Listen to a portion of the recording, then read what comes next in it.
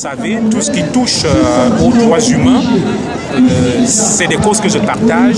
Je suis connu dans la place parisienne pour mon engagement pour la cause des droits de l'homme et des libertés. C'est à ce titre que je suis ici présent aujourd'hui sur ce parvis des droits de l'homme, cette place symbolique et forte baptisée le Trocadéro, pour dénoncer avec des mots assez durs ces violations flagrantes des droits humains dans mon pays, le Cameroun, et pour témoigner de ma solidarité à cette gamine Vanessa. Bonjour à toi Vanessa, je tiens à te dire que nous sommes avec toi de tout cœur. Nous nous battons à tes côtés et nous ferons tout pour que tu retrouves ton bébé. Sois courageuse, nous savons que tu l'es déjà. Continue de l'aide, ne désespère pas, nous sommes avec toi. On ne peut pas accepter cela. On ne peut pas voir une gamine qui déjà vit une situation difficile, être une jeune maman, et laquelle gamine est dépossédée de son enfant. Il faut que vous vous adressiez, chers amis, ici en France, à des humanistes, et il en existe. Ici en France, il y a des humanistes. Si ce problème aujourd'hui est entendu, vous verrez la suite, nous aurons la victoire. Il ne faut pas abandonner cet enfant, car ici, un tel drame n'est pas accepté. Souvenez-vous, il y a des enfants qui sont perdus. Ça fait plusieurs années, quelquefois des décennies, mais on continue de les rechercher. Il faut qu'il en soit ainsi pour la jeune Vanessa, pour que justice lui soit rendue. Alors, au-delà de notre présence physique, je ne peux que clamer à un Dieu, parce que je pense que cette jeune demoiselle qui a mis au monde un enfant à l'âge de 17 ans, qui subit une certaine injustice aujourd'hui, sans précédent, j'appelle les pouvoirs physiques tels que ces gens qui volent des enfants pour des faits, pour des actes, je dirais, je pèse bien mes mots, ésotériques. Alors moi, personnellement, en tant que croyant, je ne peux que clamer à Dieu que justice soit faite. Les sacrifices rituels, on peut faire un lien ou pas avec ce genre de choses? C'est très facile à faire le lien.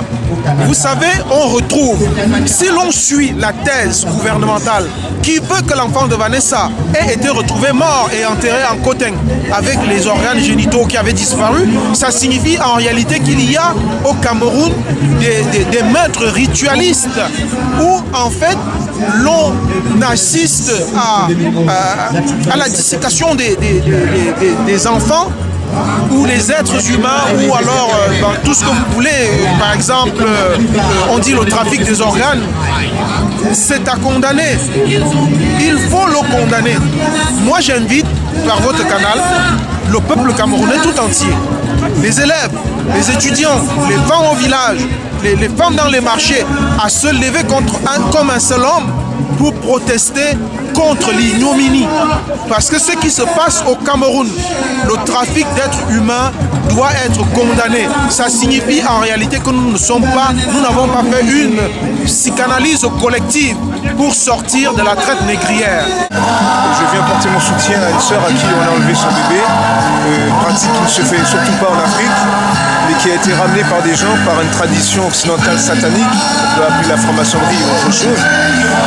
Donc une tradition africaine, sachant que Dieu a donné un de ses pouvoirs divins à la femme d'enfanter, et que la création est le résultat d'une prouesse divine d'avoir un enfant est quelque chose vraiment d'ultime. On voit aujourd'hui des gens qui sont formés par l'Occident pratiquer des mœurs qui ne sont pas de chez nous. À aucun moment dans l'histoire, je dis bien comment dans l'histoire, dans la nation africaine, les gens volent des bébés. Ça ne se fait pas chez nous, ça ne se fait pas. Et là aujourd'hui, les gens qui contrôlent le pouvoir franc-maçonnique occidental, je dirais français, ramènent des traditions, des mœurs qui ne sont pas de chez nous et perpétuent aujourd'hui, je ne dis pas seulement au Cameroun, mais dans tous les pays d'Afrique, des rapts d'enfants. Pour faire quoi? On ne sait pas. On ne sait pas pourquoi faire. Sachant que la franc-maçonnerie, c'est quelque chose de satanique. un culte plus ou moins septien. Les enfants sont enlevés et vendus. Voilà. Mettre au monde, porter un enfant pendant 9 mois, un être humain, un poids, toute une responsabilité, et mettre au monde son enfant, son bébé, le voir venir, c'est le plus gros bonheur. C'est le bonheur qui est irremplaçable. Et aujourd'hui, avec ce qui se passe au Cameroun, je suis meurtrie de voir qu'il y a des femmes magistrats au Cameroun, des femmes qui ont une haute responsabilité et qui ne se lèvent pas pour défendre cette jeune fille qui est toute seule depuis 6 mois, plus même, à l'hôpital, qui attend de voir sa vie. Parce que l'enfant, c'est la vie. Elle a accouché, elle voulait embrasser son enfant, elle voulait le prendre dans ses bras, lui donner le sein, jouer le rôle de la mère. Et ça ne s'arrache pas, ça ne se vole pas. C'est injuste qu'enfin, que toutes les femmes d'Afrique, toutes les femmes dans le monde qui savent ce que c'est que porter un enfant, avoir un enfant, se battent au quotidien pour que la jeune fille qui est là, innocente, qui désire qu'une seule chose, voir son bébé sourire, retrouve le sourire de ce bébé-là. Donc là, que ça soit Vanessa, que ça soit pour... Ça commence par Vanessa et ça va enchaîner. Alors si on dit pas stop en ce moment, là ça pourrait vraiment exagérer. Donc là, je vous remercie vraiment pour le soutien que vous faites pour Vanessa et qu'on ferait tout pour que le bébé de Vanessa lui retrouve et que soit remis. On prend les enfants, on ne sait pas pourquoi faire. Et ces gens qui sont au pouvoir aujourd'hui, qui sont censés représenter le peuple, alors qu'ils ne le représentent pas du tout, qui sont les marionnettes de l'Occident, pratiquent des choses, j'ai pas de nom pour dire ce genre de choses. Comment peut-on arracher un enfant à une femme en général, mais de tradition africaine, enlever l'enfant, le produit de l'amour, du pouvoir de Dieu. Ces gens-là se mettent à faire des choses sataniques là-bas. Donc je pense que ce genre de choses, il va falloir les stopper net. Pour pas que ça devienne quelque chose de traditionnel, entre guillemets, importé d'ailleurs, et pour pourrir nos traditions africaines qui sont les traditions divines. Aujourd'hui, on est en train de continuer le rabaissement de la femme africaine. Non seulement après avoir été violée par les 600 ans d'esclavage européen et les 1400 ans d'esclavage arabo-musulman qui continuent aujourd'hui encore, maintenant on se permet de retirer les enfants à nos mères et à nos sœurs. Alors, cher Vincent Sostène, au regard quand même de ce qu'on a tous entrevu à la télévision, c'est-à-dire qu'en décembre, alors que le docteur Tchanda Tomne était déjà penché sur ce dossier, ça n'avait pas encore pris la dimension qu'on lui connaît aujourd'hui. Pourriez-vous alors dire aujourd'hui si vous estimez que les médias au Cameroun sont libres ou pas? Je ne voudrais pas parler de la liberté des médias, mais plutôt en fait du professionnalisme d'un certain nombre de journalistes qui aujourd'hui commencent à comprendre quelle est véritablement leur place dans la construction du Cameroun. Bon, maintenant, je déplore que par exemple, alors que je tiens une conférence de presse devant l'hôpital gynéco-obstétrique et pédiatrique de Yaoundé, que la police se jette sur des journalistes, que ceux-ci soient molestés, que leur travail, leur matériel de travail soit confisqué. C'est à condamner. Il ne faudrait pas que dans un pays comme le nôtre, en plein 21e siècle, l'on empêche des journalistes, des professionnels des médias de faire leur travail. Je crois que c'est là, cette année, au moment où il y a cette grande échéance électorale, ces élections présidentielles, c'est une des questions, en plus de toutes les autres, qui sont liées au chômage, qui sont liées au travail, qui sont liées au logement, qui sont liées au pouvoir d'achat, qui sont liées au mal de vivre que nous avons aujourd'hui dans ce pays. Eh bien, il y a aussi le droit au respect à la vie et le droit au respect des enfants, quels qu'ils soient. Voilà, donc c'est ce que je voulais dire. Je pense que dans cette affaire, nous aurons, en tenant bon, nous aurons sûrement, d'ici quelque temps, la possibilité de vous donner des informations qui vont peut-être nous permettre de préciser davantage nos inquiétudes et peut-être même nos doutes, nos inquiétudes qui seront peut-être confirmées dans les semaines, dans les mois à venir. La magistrature, qu'elle soit, je lui donne 7 jours pour remettre cet enfant. On a bien fait des manifestations, on en a marre. Et à travers cette justice, que les responsables soient aussi acculés et entendus par la justice de ce pays-là. Et qu'aussi, à partir de cela, qu'il ne leur soit pas permis de faire ce qu'ils veulent, donner la mort quand ils veulent, enlever la vie quand ils veulent, faire ce qu'ils veulent sans craindre la justice. En tout cas, nous sommes ensemble, comme on dit chez nous. Vous pouvez compter sur la communauté ivoirienne. Je me permets humblement de parler au nom de la diaspora ici. Tant que vous organiserez des manifestations, nous serons là pour vous soutenir. Mais il faudra mettre le point sur le soutien psychologique à Vanessa Tchatchou. Il faudra, on le fait quelquefois ici, organiser des soirées, on peut le faire, où il y aura volontairement une petite levée de fonds pour lui venir en aide. Hein, je crois que ça ne remplacera pas l'enfant, mais ça pourra combler, voilà, quelquefois, cette absence cruelle. Voilà.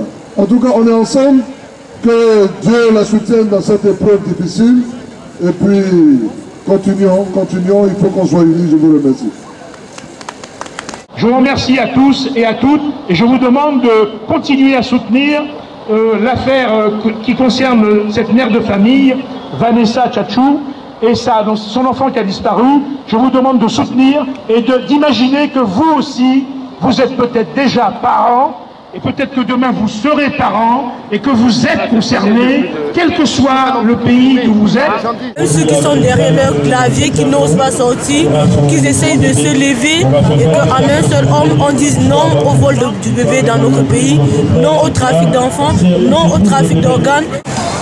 Donc je me dis, s'il n'y a pas un sursaut de se lever, de se réveiller, de pouvoir nous défendre et d'empêcher ce rapt, ce kidnapping, ce génocide, il faut absolument stopper ça sur le continent. Il faut que vraiment on prenne conscience que moi qui suis panafricain, les Antilles-Africains, je ne touche plus au point. Parce qu'aux Antilles, nous avons d'autres problèmes. Pas de la sorte, mais d'autres problèmes. Donc partout où l'homme africain sur cette terre, on fait en sorte de le rabaisser. Et on sait le seul moyen de rabaisser l'homme africain, c'est l'atteindre par sa femme. Donc c'est ce qui se passe aujourd'hui. Donc il faut lutter de toutes nos forces pour que ce genre de choses soit éradiqué sur le continent. Luttons ensemble, frères panafricains. Prenez conscience que ce qui vous touche à travers notre sœur à qui on a enlevé notre bébé. C'est comme si on enlevait notre propre enfant, des entrailles de nos mamans, de nos sœurs. Donc unissons-nous pour que ce genre de choses s'étiennent, franc-maçonniques, qui sont engendrées par la perversion des gens qui sont formés par l'Occident, d'arrêter cette horreur chez nous. Je crois que c'est important. Aujourd'hui, il faut poser. Donne-lui son bébé, donne-lui son bébé, donne-lui son bébé, donne-lui son bébé, donne-lui son bébé. Comme arraché un bébé à sa maman, une mère qui a tant souffert, 9 mois, c'est pas rien. Comment on va voler le fruit de ses entrailles à Vanessa Tchatchou? Kidnapping d'un bébé à l'hôpital général de Umbuso, Vanessa Tchatchou. Pour ce one, Vanessa Tchatchou, il énonce la bec wea, Soussou, pour ça. À l'hôpital général de Umbuso, un bébé disparaissait. Rien qu'en 2011, 94 cas d'enfants enlevés au Cameroun ont été déclarés. Qu'en est-il de ceux des parents qui ne se sont pas manifestés? À l'hôpital général de Umbuso, un bébé disparaissait. Françoise Menomo Mbarga, au Canada. Stéphanie K. Vanessa vous remercie. Pour retrouver ce bébé, les tests ADN sont demandés aux présumés voleurs. Pourquoi vous refusez ces textes, mon magistrat? Racontez-nous. Depuis le 26 août 2011, la petite Vanessa Tchatchou qui pleure. Racontez-nous. Elle pleure et nous interpelle par Elle a été tant meurtrie par l'enlèvement du fruit de ses entrailles. Racontez-nous. Mais ce qu'ils ont oublié, c'est la détermination de Vanessa, l'obstination, la résistance farouche de cette fille.